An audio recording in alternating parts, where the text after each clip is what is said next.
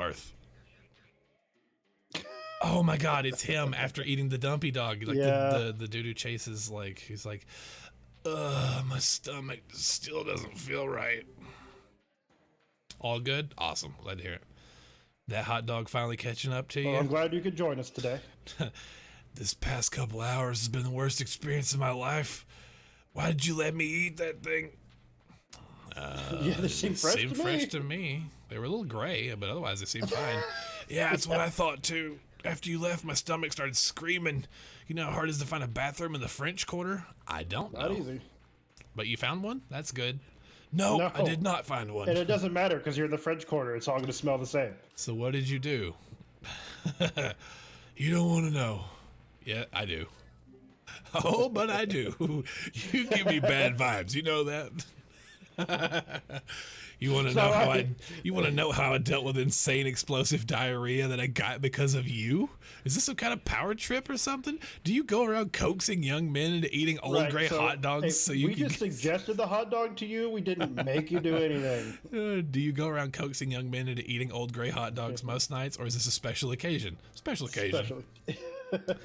And then you follow them around and see where and how they took a shit? Is that what you do with your weeknights? Yes. Yeah, I got to do some studies. I'm here, aren't I? All right, fine. I'll tell you, but remember, you asked. God. So after you leave the French Quarter, I'm standing there with flannel ass, enjoying my second hot dog. I can tell something's wrong in my stomach. I run up the street to use. He ate the second one. That had nothing to do with us. Yeah. Great hot dogs, you say? Sounds tempting. Yeah, without chili, and they're over a year old. What was it, over a decade? They're 10 years old, right? They were like some kind of weird synth dogs or something. Yeah. Says, I run up the street to use the bathroom at some tourist trap, but the bouncer throws me out right when it's my turn in line. By that point, I'm desperate. I unlock my bike and start riding home as fast as I can. I nearly run over a couple pedestrians. I'm on Elysian Fields in St. Claude. Major intersection. Tons of traffic backed up for about a quarter of a mile because there's an accident. I know that I'm going to shit myself. It's coming. I'm in a state of complete panic. If I shit right there, dozens of people are going to see me. I need privacy fast. There's a stretch limo Hummer pulled on the side of the road with people hanging out on the sidewalk next to it. Looks like high school students. Like maybe they're getting ready to go to a dance or something.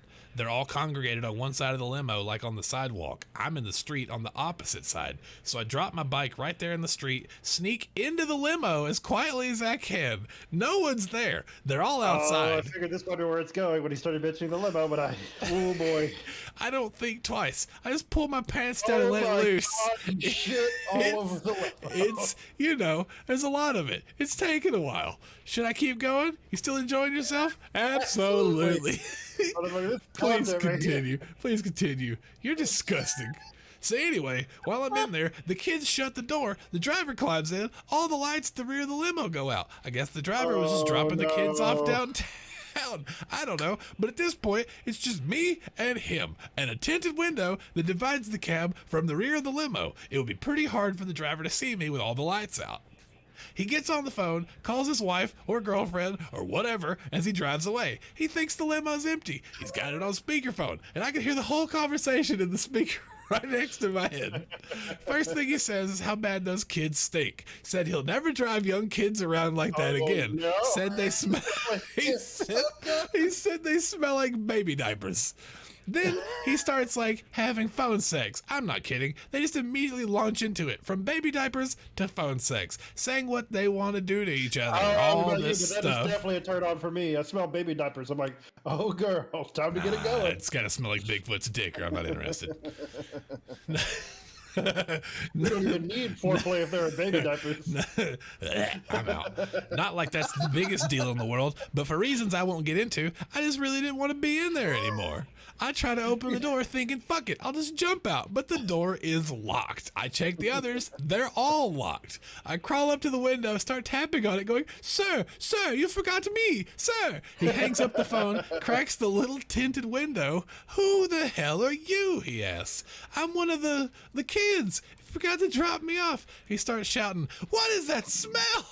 What is that smell? It's Dump Dog, sir. Go to Flannel Ass, get your own.